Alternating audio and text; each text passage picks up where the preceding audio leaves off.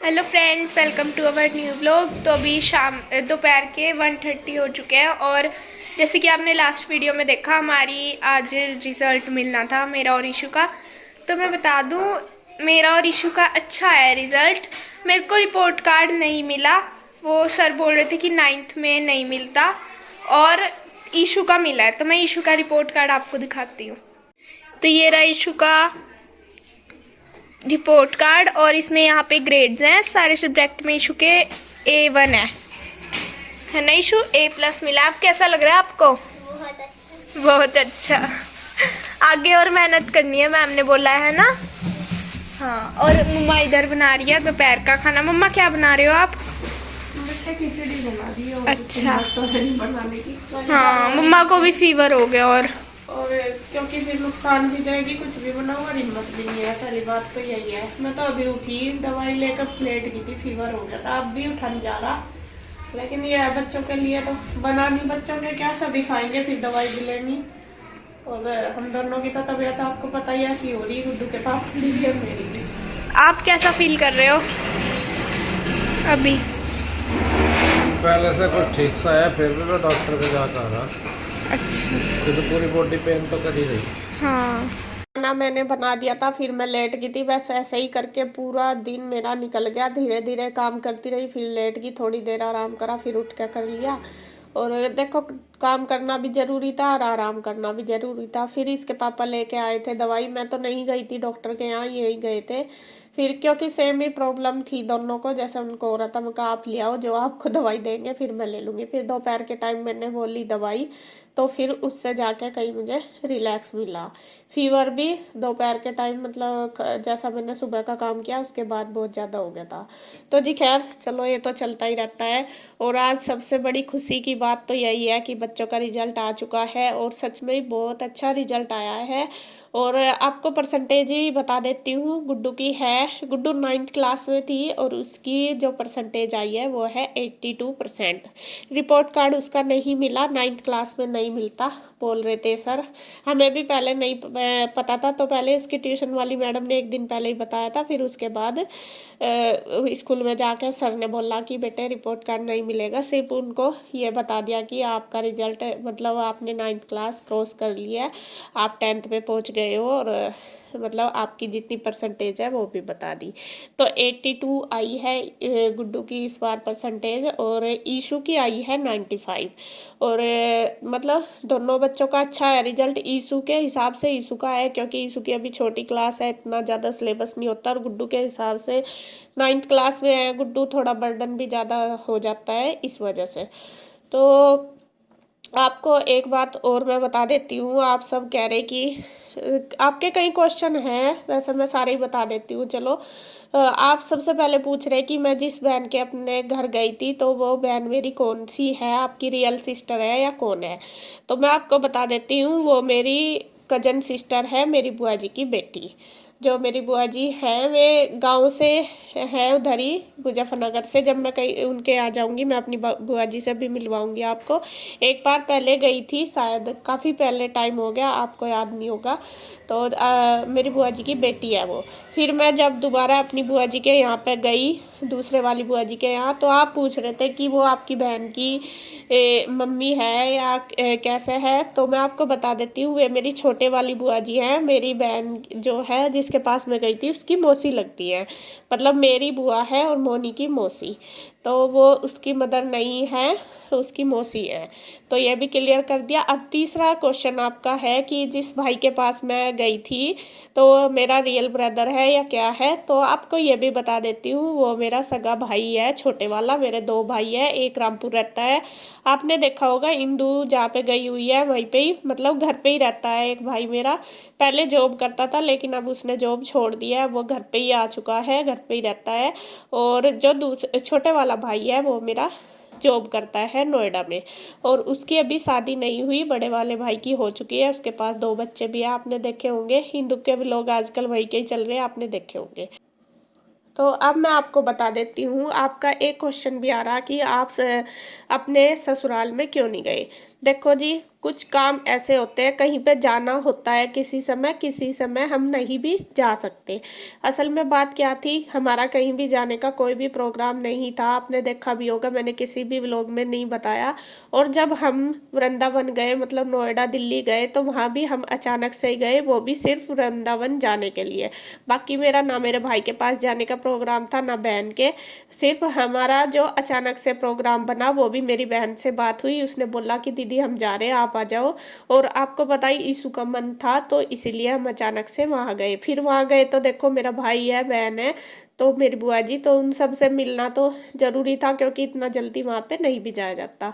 और ससुराल ही क्या, मैं अपने मायके भी नहीं गई, आपने देखा भी होगा। अब इस बार नहीं गई, हम वापस सीधे अपने मतलब पिंजौरी आ गए। और वो किस लिए नहीं गए, क्यों नहीं गए, वो भी मैं आपको क्लियर कर देती हूँ। सबसे पहले है, देखो बच्चों की पढ़ाई, गुड्डू 10th में आ चुकी है, 28 को इनका रिजल्ट था, 1 तारीख से इनकी क्लास शुरू हो जाएगी। इस वजह से टाइम नहीं था, तो इस वजह से हम गांव में नहीं गए। जब भी टाइम होगा, आगे छुट्टी पड़ेगी, जैसा जून में अगर गुड्डू की छुट्टी हुई तभी जाया जाएगा। तब भी अगर इसका ट्यूशन वगैरह कुछ भी क्लास हुई तो हम नहीं जाएंगे, क्योंकि देखो भाई, बच्चों के साथ कॉम्प्रोमाइज़ करना बहुत मुश्किल है। बच्चों का ये टाइम है पढ़ने का, अगर इस टाइम भी हम उनको मतलब उनको समय नहीं देंगे, टाइम नहीं देंगे, तो आगे क्या करना। ज़्यादा 12th तक होता है, 12th के बाद बच्चा अपने आप कवर कर लेता है। तो इसीलिए मैं नहीं गई, और मैं नहीं चाहती कि हमारी वजह से हमारे बच्चों के पर फर्क पड़े। देखो ईशु अभी छोटी है, उसका मैं इतना नहीं कह सकती, लेकिन गुड्डू बड़ी क्लास में आ गई है, उसका हमें थोड़ा ध्यान देना पड़ेगा। पहले मैंने बहुत छुट्टी उसकी ली है, काफ़ी टाइम मैं गाँव में भी गई। आप जब मैं व्लॉग नहीं बनाती थी उससे पहले, वो भी किसी दिन आपको बताऊंगी, लेकिन अब मैं उसकी पढ़ाई के साथ कोई भी कॉम्प्रोमाइज़ करना नहीं चाहती, सिर्फ गुड्डू के लिए, मतलब अपने बच्चों के लिए। ये मेरे लिए सबसे ज़रूरी। आप इसे गलत समझ लो, सही समझ लो, वो आपकी मर्जी है। तो जी खैर, देखे जो कपड़े थे वो भी मैंने सारे निकाल दिए बैग में से, और मतलब जो मैले थे वो सारे निकाल के रख दिए। बाकी जो यहाँ अलमीरा में थे वो भी सारे फैले पड़े थे, आपने देखे ही होंगे, जब हम गए थे ऐसे ही चले गए थे।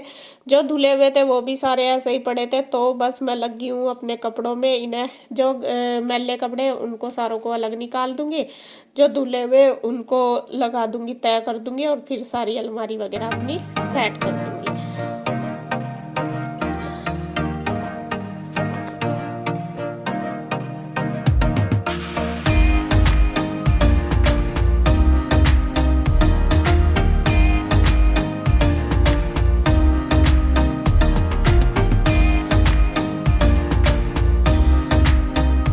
कपड़े वगैरह सारे मैंने अलमारी में लगा दिए। अब रह गए हैं जो तय करने के, वो तय कर दिए। अब ये जो प्रेस के कपड़े कन्हैया लेके आया था, मतलब प्रेस के लिए मैंने उसी दिन रख दिए थे ना, वो कन्हैया ने प्रेस करवा दिए थे पीछे से ही, और बस इनको भी लगा दूंगी। तो कपड़ों का काम खत्म होने के बाद धोना तो जब होगा, जब सही, जब भी टाइम लगेगा, लेकिन धर दूंगी। ये भी बहुत बड़ी टेंशन होती है, और कहीं जाके तो बहुत काम बढ़ जाता है। तो मैं सोच रही बस जैसे भी कैसे इसको आज निपटा लूँ सारे काम को। तो फ्रेंड्स देखिए, जो कपड़े वगैरह थे मैंने सारे रख दिए, और जो मैले थे वो रख दिए बाहर मशीन पे। और अलमारी दिखा दूँ, ये देखिए पूरी अलमारी मैंने लगा दिया है अच्छे से। दिन तो ऐसे ही छोड़ के चले गए थे, क्योंकि जल्दी जल्दी में ही गए थे, और कुछ कपड़े बिना तय के थे, कुछ अब मैंने निकाले हैं, ऐसे ही रखे थे, तो वो सारे मैंने लगा दिए हैं तय करके। बाकी थोड़े से थे जो बिना प्रेस के, वो मैंने बांध दिए गठरी में।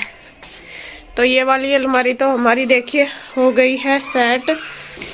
और ये रह गए बैग मैं सुबह को रखूंगी, बेड खोल के, अभी नहीं रखे मैंने, यहीं पे ही रख दिए सुबह, क्योंकि बेड खोल लूंगी तो बहुत उसमें जगह करनी पड़ेगी मेरे में, वो इतनी मतलब हिम्मत नहीं है, थक गई मैं बहुत ज़्यादा।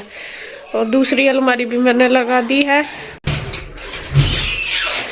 ये वाली देखिए, इसमें इसके पापा के कपड़े, और नीचे अपने जो नए सूट है 1-2 जो भी मतलब धुले हुए थे वो लगा दिए। बाकी तो धुलेंगे ही कपड़े सारे, काफ़ी सारे हो रहे, तो यहाँ पे ये वाली अलमारी में भी लगा दिए। और बस अब बनाऊंगी मैं खाना। खाने में देखती हूँ मूंग मसूर की दाल ही बनाऊंगी, क्योंकि तबीयत ज़्यादा ही डाउन हो रही मेरी भी और इसके पापा की भी। मैं भी रेस्ट ही कर रहे हैं अभी, और तो अभी थोड़ी सी देर आराम करके फिर मैं खाना बनाऊंगी। ठगी सांस सा चढ़ रहा है। डॉक्टर ने कहा है कि वायरल इन्फेक्शन है ये, बहुत ज़्यादा लगने वाला, और बच्चों से दूर ही रहिए। इसीलिए हमने बच्चों को दोनों को पूरा कमरे में कर दिया। मैं कहा बेटा वहीं रहो आज, मतलब बाहर है, मेरे पास ना लगो, ये कह रही है इशू, लेकिन फिर भी बार बार लग जाती है। और मैं उसे कह रही, मैं कहा बेटे दूर ही रहे। डॉक्टर ने कहा कि आप 2-4 दिन बच्चों से दूर ही रहो, ये लगने वाला, और बच्चों का हो गया तो ज़्यादा दिक्कत हो जाएगी। तो वही सोच रहे, मैं कहा बच्चे ठीक रहे अपने आप, तो जैसे भी कैसे हो ही जाएगा। तो बस अब खैर मैं खाना बनाने की देखूंगी कितनी क्या बनाना, थोड़ी देर में अभी न पूछूंगी, थोड़ी देर रेस्ट करना। यहाँ मैं बस खाना बना रही हूँ और गुड्डू के पापा काटने लगे हैं सलाद, क्योंकि मिलजुल के ही करेंगे सारा काम, सभी कर रहे हैं मिलजुल के ही, तभी क्योंकि तबीयत तो मेरी भी डाउन है, इनकी भी डाउन है। और बस मैंने मूंग की दाल बना दी है, और इसके चाचू भी आ गए थे, इसके पापा भी सब बैठे थे, तो इसने गुड्डू ने दे दिया है सबको खाना। मैं बनाती रही साथ साथ गर्मा गर्म, और गुड्डू सबको देती रही। तो इसी तरीके से ही सारा हो गया है काम। बच्चे तो आपको पता ही है बहुत हेल्प करते हैं, गुड्डू भी ईशू भी दोनों ही बहुत हेल्प करते हैं मेरी। और जब कुछ हो जाता है, जब कुछ ज़्यादा ही करते हैं। और गुड्डू की भी थोड़ी सी तबीयत डाउन सी लग रही, वो भी कह रही थी कि मम्मा मुझे भी कोल्ड सा हो रहा, तो मैं उसको बोल रही कि बेटे पहले ही दवाई ले लिए, कभी फिर हमारे की तरह ही हो जाए। तो फ्रेंड्स खाना पीना हमारा हो गया है सबका, सबने खा लिया, और बस मैंने किचन का काम सारा समेट लिया है, और दूध भी रख दिया गर्म करके। हाँ थोड़ा सा उबल भी गया, बर्तन करने लगी, ध्यान नहीं दिया।